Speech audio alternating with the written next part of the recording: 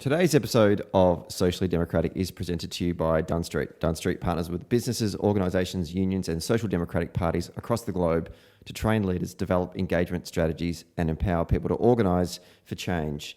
And in 2021, Dunn Street will continue to work with folks that want to make a difference, inspire, give hope and enable leadership to achieve their shared purposes. To find out how you can partner with Dunn Street, hit us up at dunnstreet.com.au. Hello and welcome to another episode of Socially Democratic, your favourite weekly centre-left political and cultural podcast that dives into the progressive issues of the day and the people leading them from home and abroad. And it was Inauguration Week last week in the United States. And to help us break down all of the things that happened, not just the inauguration of President Biden and Vice President Harris, but also the insurrection on the nation's capital, led by former President Donald Trump. We're joined by former Obama press sec and now one of the senior partners at Bully Pulpit Interactive.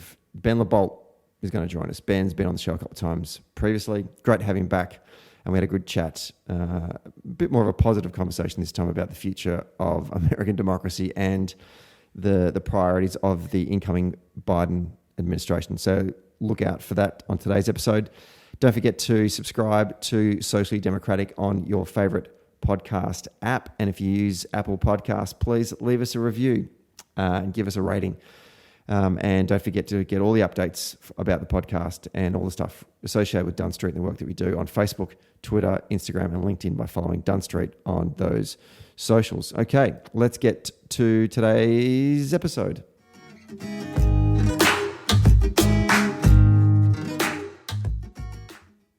We're taping this one on a rainy, dark summer's morning here in Melbourne. And joining me on the line for the third time is the former Obama press sec and now partner at Bully Pulpit Interactive, Ben LaBolt. Welcome back to Socially Democratic, and I think you qualified for a green jacket. Well, it's great to be back, and I'm looking forward to be the bearer of better news this time around. I know it's been, every time you've been on, it's been reasonably grim. But this time when I saw that, I thought we'll do a podcast just after the inauguration. I thought, let's get Ben on and maybe talk about the future and how positive America will be.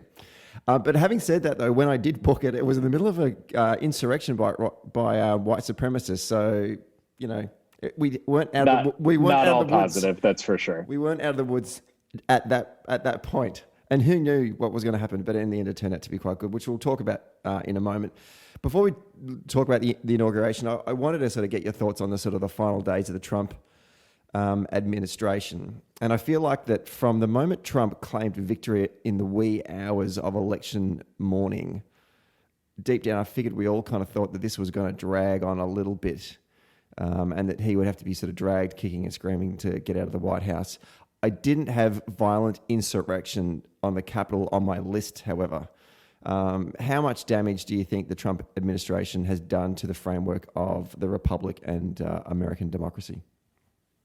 Well, I think it was, a really damaging and destructive period. If you look at polling of Republican voters, there's still a significant portion of them that don't believe that Joe Biden legitimately, won election as president. Those numbers have changed in recent days. So at least those same folks think we should move on into the new administration. But it undermined the legitimacy of our elections. Look, Donald Trump was always a president who never accepted reality and constructed his own reality.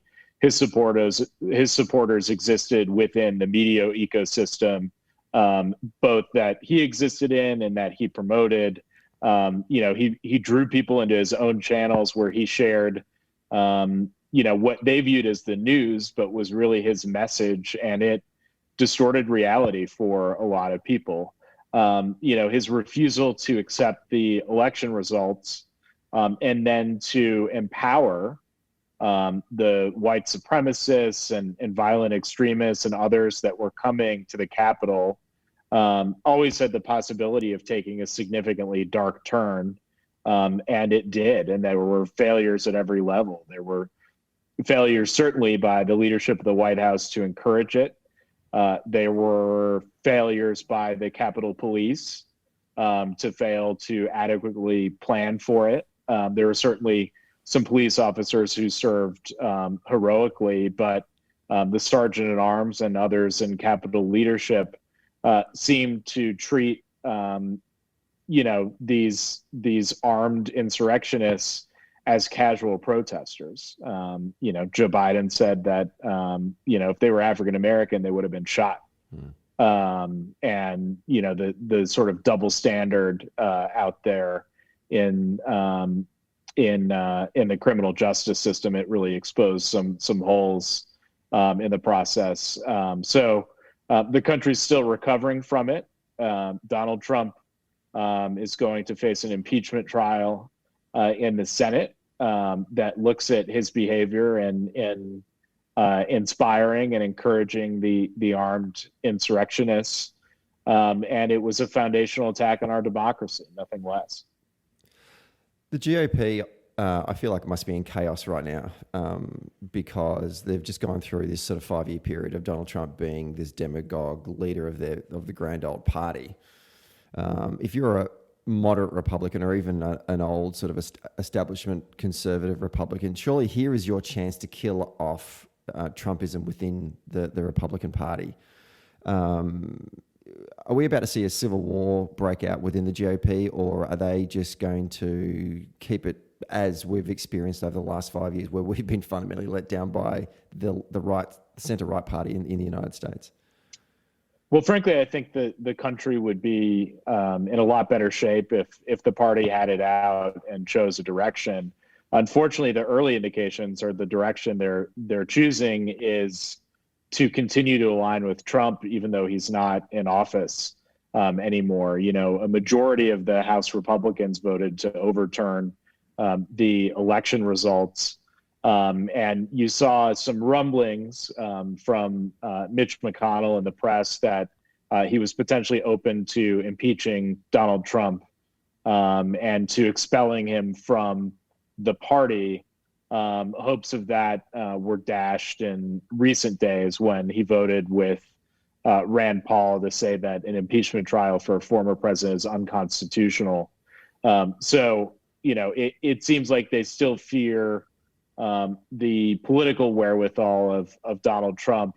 But I think there are, some indicators out there. Take Senator Josh Hawley from Missouri, for example, the senator who appeared before the insurrectionists and raised his fist and voted to overturn the election results and has voted against, every Biden initiative and member of his cabinet so far.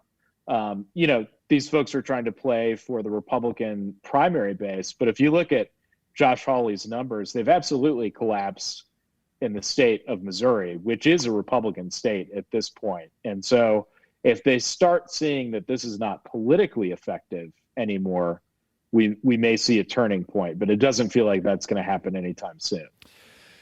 It's funny. I was talking to a friend of mine during the week about that. There's two types of Republicans. I mean, there's probably more than two types of Republicans, but the two types of Republicans that I see at the moment in this sort of fault line are the Josh Hawleys and the Ted Cruzes, who are cynically trying to take advantage and see this as an opportunity to claim the Trump base. These are smart blokes. These are guys that are Ivy League educated. But then there's the sort of this new breed of Republican congressperson that's come in, which is a part of this sort of weird, crazy QAnon conspiracy-laden type of people who genuinely buy this bullshit. And one group is taking full advantage of the other. But I just wonder, it's interesting you mentioned that remark about the numbers for Hawley in his home state starting to tank a bit. At what point do those, the intellectual base of the Republican Party make that shift and go, okay, the things have changed now, we need to jump? Well, look, they've been living double lives for a long time, and they're making money off of Trumpism, and behind closed doors, they're saying they disagree with certain components of it. So I think it's really going to take the fall of a prominent position like a Hawley or a Cruz to say that the party needs to make a pivot. And it's more likely to happen, in the Senate or to a governor than it is in the House. I mean, the House is now, filled with QAnon types There's a candidate, a young candidate who was just elected, Madison Cawthorn, who I thought summarized it. He basically ran as an internet troll. He announced when coming to Congress that he's reorganized his congressional office. They're going to focus on communications, not legislation. So he's not interested in passing anything ever. He's just in Congress to be a troll and to perform for a right-wing audience and right-wing news sites, which, is really defamed the building and undermines the entire point of the institution. But that really seems like what the House GOP is setting out to do today. The ban by all the major social media platforms on Trump in the days following the insurrection threw up this whole debate about free speech. I'm interested to get your thoughts on that as a communications professional. Where do you stand with this? I mean, look, I think there need to be guardrails on the platforms. I think it's quite clear that the insurrectionists were able to organize through social platforms. And I know it's hard to track all the content on them. A lot of this is happening in, group discussions and not through advertising, and it's organic and it happens in real time. But I think the steps taken to deplatform anyone out there that is encouraging any kind of violence, that's inciting any kind of a riot that can become violent, should be regulated and should be deplatformed. And I think the notion that we should have sort of loose standards around this was turned out to be very deadly when it came to the armed insurrection through which people did die, including police officers who were trying to defend the building. Look, it's always going to be a complicated debate about where to draw the line. And free speech is obviously a critical principle in the United States. But it's always had limits when it comes to the potential for violence. And so that shouldn't ever be a gray line for me. I mean, that's a very clear red line. I found it interesting at what point, say, for example, Twitter decided to draw the line. And I know they put out a statement trying to be quite clear about that, but there's so much had happened over the last 4 years of the Trump administration. It was like, this is the line. It's an insurrection on our democracy. That's the line. But there's just so many indiscretions that have happened before then. You went, oh, we're okay with that.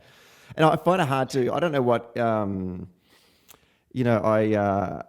I don't have a dog in this fight. Like I don't have much sympathy for the Twitters and the Facebooks of this world because they are big multinational corporations. But at the same time, they have so much power that it was just disappointing to see that it took that long for them to actually do this.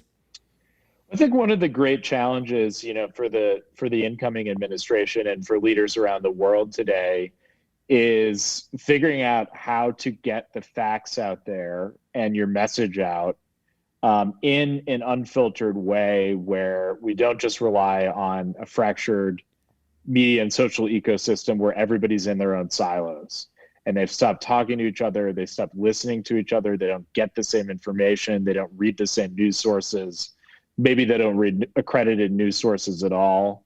They're getting their information through memes and, what's basically the modern version of chain emails.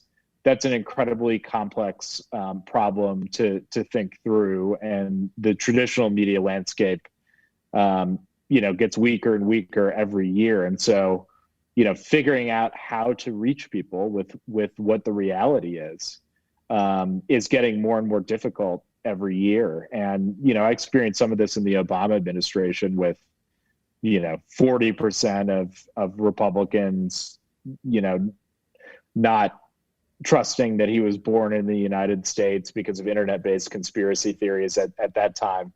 The problem is only compounded further today. And, I think the internet is an ecosystem without editors, but figuring out how to fight misinformation and disinformation will be one of the great communications challenges facing the incoming Biden administration and world leaders today in uniting their countries. Nice segue. So let's talk about the new administration. We had the inauguration last week in the Capitol, and watching the sort of the closing scenes, watching the inauguration and the sort of the celebration, the pageantry of it all, it felt like you're watching the closing scenes of a movie where the good guys finally prevail after sort of this horrific plot where things went from bad to worse. It kind of had the vibe of sort of the Return of the Jedi and dancing and celebrating with Ewoks in the forest. I just think the only thing it was lacking, it was lacking some Ewoks and the num num music. That was my take at 4 o'clock in the morning watching it in Australia. But does it truly feel like a new day in America has dawned with the incoming administration? Well, the Ewoks did come out here at 4 a.m. You were just in a different time zone. I mean, look, I don't know if it felt like a time warp or a dream, but it was just a huge sigh of relief across the country. I think more than anything, people slept a lot easier for the coming week. One of President Biden's granddaughters tweeted out yesterday that it wasn't all a dream and she'd just woken up from a week-long nap while her grandfather got to work. To see a return to values, to see a return to competent people in government, to see an environment where it's not, white supremacists storming the Capitol, but it's a celebration of America's diversity. It really hit home for a lot of people. And then it was also really the first recognition of the scope of the COVID crisis in the United States and the hundreds of thousands of people we've lost. I mean, we're losing a 9/11's worth of Americans every single day. And the country had not paused to have that national memorial for the victims. And so, there were a lot of mixed emotions throughout the week, but it was really cathartic. And the administration didn't skip a beat. There was a press briefing that night. Executive orders were signed right away. There's been policy news every single day. Vaccines, 300 million vaccines are going to be on the way to the population. So just all these things that had been stuck have started to get unstuck very quickly. The speech that Biden delivered, I want to get your thoughts on that. Very much talking about, calls for unity and the democracy won. It's the end of a civil war. Do you think that we'll actually see a bipartisan approach to politics in Washington again, or will it be sort of business as usual as you experienced certainly during the Obama administration? Look, I don't think it's going to happen in a fairy tale way. I think Republicans are still going to have Republican priorities. And, we'll see if they come to the table for Biden's agenda in a real and legitimate way. My hope is that the armed insurrection made clear to people that the rhetoric really led people into a dark place, and it started with Donald Trump's statements, I think, attacking the media as the enemy of the American people 4 years ago. And the riots in Charlottesville with white supremacists on the march, and it ended up at the Capitol when you unleash dark forces.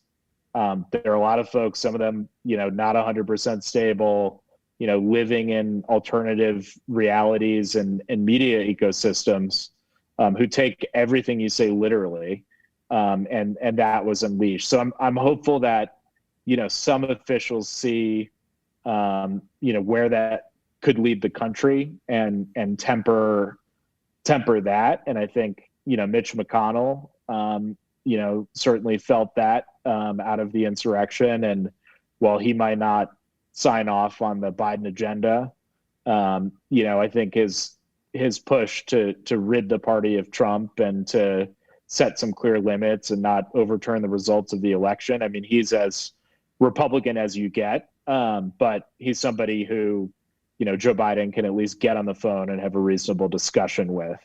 That felt like a very small but important turning point to me. So look, I don't think the sky is going to open and the seas are going to part. But I'm hopeful that some of the rhetoric gets dialed down.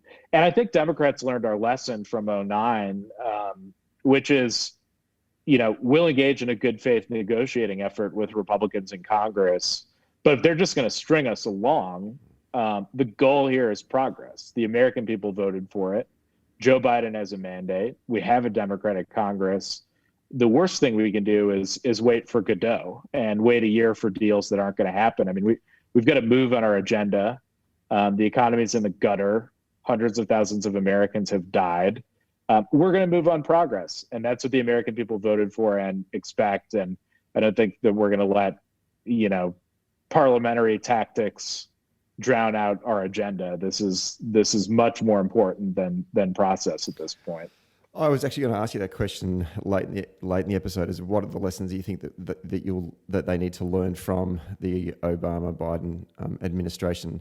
So picking up on that point there, and parliamentary tactics, how long is the filibuster going to last, do you think, in a Democratic-controlled Senate? That question I think is really up in the air. There are some centrist senators like Joe Manchin from West Virginia, Kristen Sinema from Arizona, who have stated their opposition to the filibuster. So I think it's certainly an uphill battle at this phase to do away with it. That being said, I think there are plenty of tactics that are being considered, such as the budget reconciliation process, that can allow Democrats to move forward legislation with a simple majority and not 60 votes. Not everything can be done through that process. It's got to relate in some ways to a budgetary item. So, lawyers and parliamentarians will debate what can and can't be done. But I think, under Leader Schumer, I think there's a commitment to move on things if the Republicans are just going to wait around and refuse to sign off on anything. You mentioned before about a number of executive orders that Biden signed immediately following his inauguration, a number of them being the rejoining the Paris Agreement, the removing the ban on Muslim travel.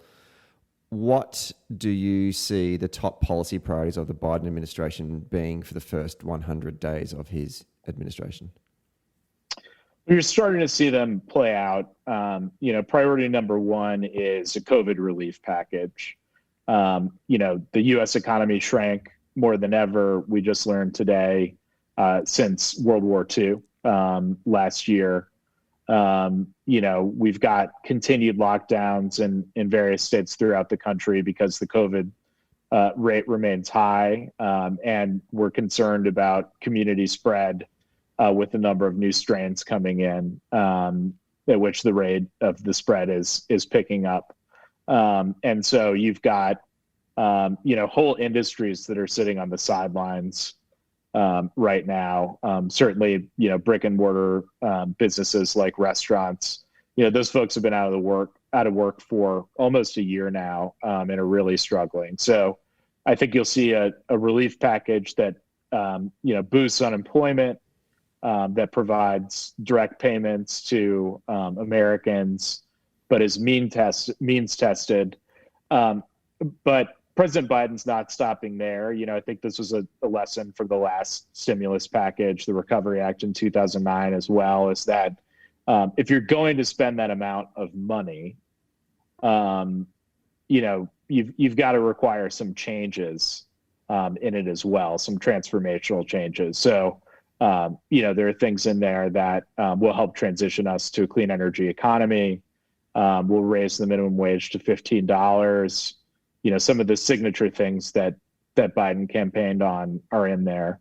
I think vaccine distribution is a huge challenge. The Trump administration may have invested in vaccine research, but they certainly didn't put together a good distribution plan, and they left it to the states, and the states have put together, all sorts of bureaucratic barriers and issues that are preventing the shots to get in the arms of people who need it right now. And so, Biden is moving quickly to make changes on that front and to make sure that we've bought and distributed enough vaccine to get into the arms of Americans. And another area it feels like we'll move, within the first 6 months is an infrastructure bill. It's been 10 years since we've been talking about it. Highways with cars driving into them have fallen into rivers.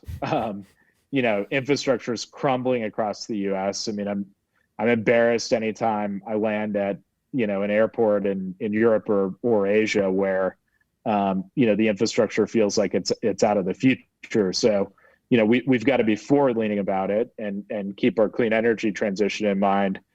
And we've got to get the basics done because rail and roads are crumbling too. So that feels like an area where there can at least be a bipartisan conversation. And it's also one that can get people back to work. So, I think those are buckets. Climate is driving, a portion of every discussion, and certainly, restoring our alliances around the world and reminding people that, this isn't a country that was founded to just cozy up to authoritarians and, reject our democratic allies. I think there's, Secretary Blinken in particular has a lot of work to do, reconnecting with the Europeans and the Australians and Latin Americans and, all the folks that the Obama administration had strong ties with that the Trump administration had alienated. Just picking up on that point you talked there before about infrastructure, it was one of the key policy announcements that Biden took to the November election that I was very impressed with. And I was glad to hear a centre-left party focusing on, and that was that Build Back Better program.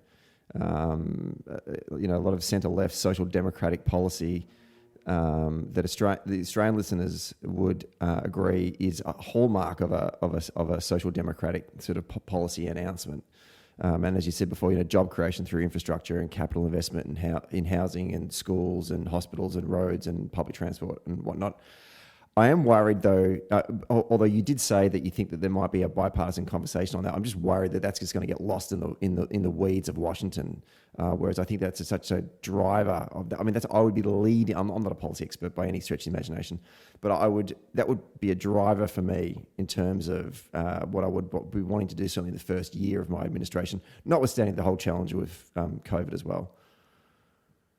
Yeah, no doubt, and I think. Look, again, a lesson of the last administration is I think, the Biden administration will move on it regardless with Schumer and Pelosi if Republicans are unwilling to come to the table. And, I think it's playing out for Hawley. I think the tactic of just opposing everything Joe Biden does, I mean, that's a worn out playbook that maybe worked for McConnell during the first years of the Obama administration. But just constant, frozen government and being the party of no is ultimately not that effective as a political strategy, especially when Democrats are just committed to moving on the issues. If Republicans don't want to be a part of it and don't want to be a part of creating millions of jobs around the world or around the country and the clean energy transition and all the things that will come from it, then they can step aside and we'll pass it and we'll campaign on it. Speaking of unity, when we talked about unity in Biden's speech, I want to get your thoughts on unity within the Democratic coalition, because obviously Biden has got his agenda, and he certainly, after the primaries had finished, he really did talk about trying to bring everyone back in the tent. We need to beat Trump. Is he able to keep everyone in the tent? I noticed that in the days following the election, there was a Twitter shitfight between AOC and Manchin going on, and then everyone sort of piling in on that. And I don't think it really got a lot of air just because Trump was doing crazy stuff and there was challenges to elections across the country.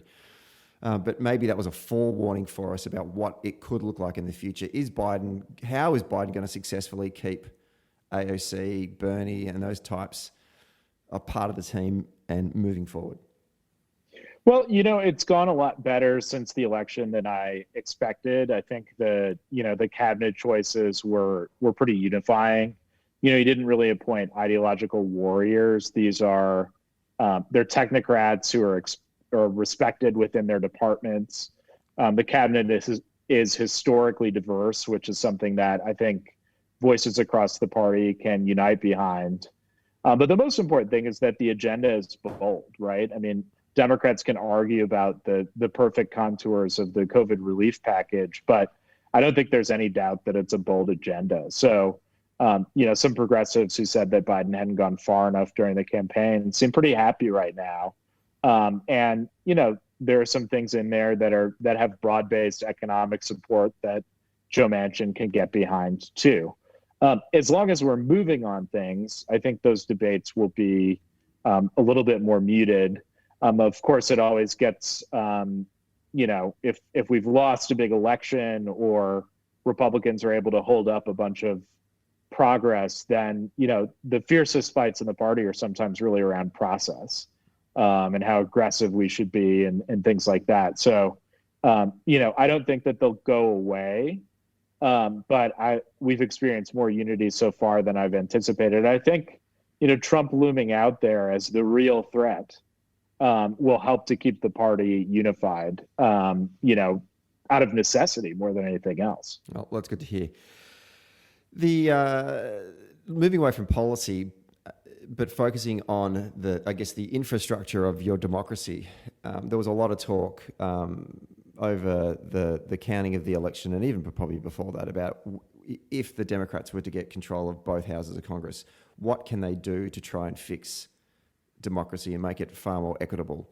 And there was a lot of talk about a John Lewis bill or legislation in honour of him that would make amendments to the Voting Rights Act or the voting rights process. Where do you see that conversation heading in the next 2 years? I think renewing the Voting Rights Act is at the top of that agenda and an area to focus our efforts. It's going to be hard with a Republican and evenly divided, Democrat-Republican Senate. But I think that will still be a priority. It's not only got to happen at the federal level, it's got to happen at the state level as well. And if you track something like the Georgia gubernatorial race a couple of years ago, it's quite possible that our candidate there lost due to voter suppression. And so we've got to win back some of those secretaries of state, some of those governorships across the country to fight that at multiple levels. There are other areas that the Senate ultimately isn't that representative of the U.S. population because if you live in a less populous state, statistically, you're sort of overrepresented in the Senate because, Wyoming with less than 1 million people gets the same amount of votes as California, which has 40 million people in it.